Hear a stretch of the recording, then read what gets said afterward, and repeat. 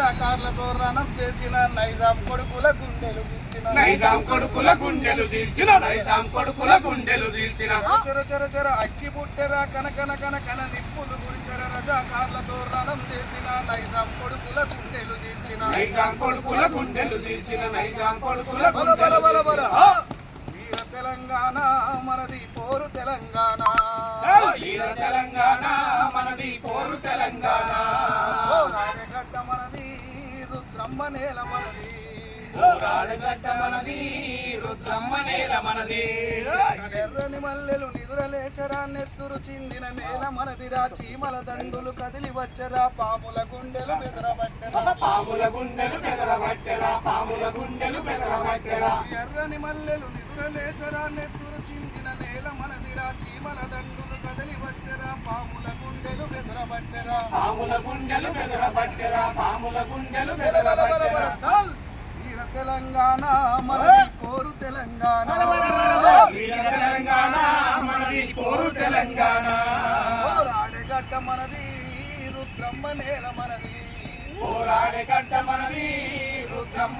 మనది జై కళాకారుడా నిరుద్యోగ కళాకారుల ఐక్యత ఈనాడు తెలంగాణ రాష్ట్రం కోసం అశువులు బాసిన అమరవీరులు మరి 1300 మంది విద్యార్థి అమరవీరుల బలిదానాల సాక్షిగా గత ప్రభుత్వం మరి రాష్ట్రంలో కాలికి గజ్జగట్టి భుజాన గొంగడేసి మరి ఎన్నో వేదికల మీద ధూమ్ధాం సభలలో వంట వార్పు కార్యక్రమాలు మిలియన్ మార్చి మరి ఇలా ఏ పిలుపునిచ్చినా జేఏసీ పిలుపుని అందుకొని ధూమ్ధాములు చేసిన సందర్భాలు ఉన్నాయి. దాని ఫలితంగానే తెలంగాణ స్వరాష్ట్రాన్ని ఏర్పరచుకొని సాధించినాం.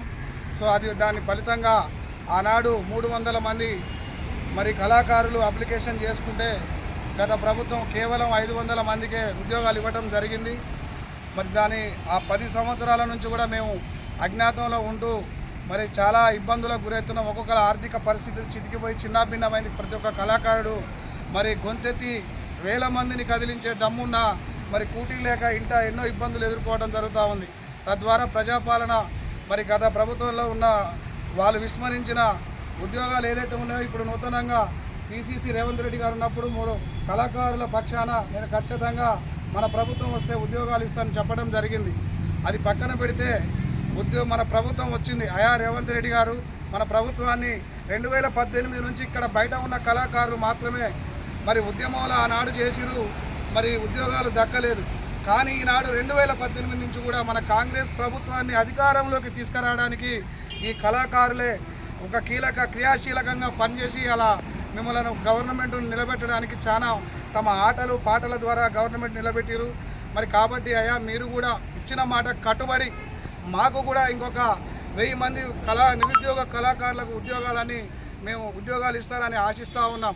నిన్న జరిగిన శాసన మండలిలో మరి మన అసెంబ్లీ సాక్షిగా మన పాల్బాబు మెదక్ ఎమ్మెల్యే గారు చాలా అద్భుతంగా కళాకారుల ప్రస్తావన తీసుకొచ్చి మరి ఖచ్చితంగా ఇప్పుడు ఏదైతే ఉందో ఆనాడు 500 మందికే ఉద్యోగాలు జరిగినాయి, అందులో కూడా అవకతవకలు జరిగినాయని చెప్పి ఇప్పుడున్న కళాకారులకు ఇవ్వాలని కూడా ప్రస్తావించడం చాలా మాకు సంతోషకరమైన విషయం. అదేవిధంగా మెదక్ ఎమ్మెల్యే షేరి సుభాష్ రెడ్డి గారు కూడా మా కోసం మాట్లాడినందుకు ఆయనకు కూడా మా నల్లగొండ జిల్లా పక్షాన ఉద్యమ నిరుద్యోగ కళాకారుల తరఫున మేమందరం కలిసి వారికి ఒక శిరస్సు వంచి అందరికీ పాదాభివందనాలు తెలియజేస్తూ ఉన్నాం.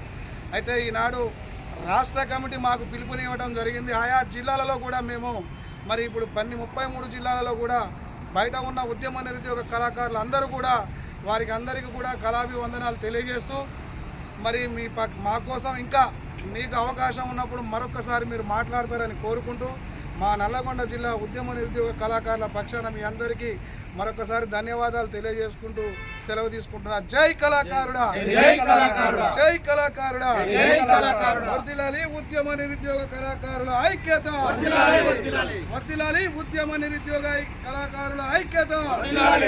జై కళాకారుడా.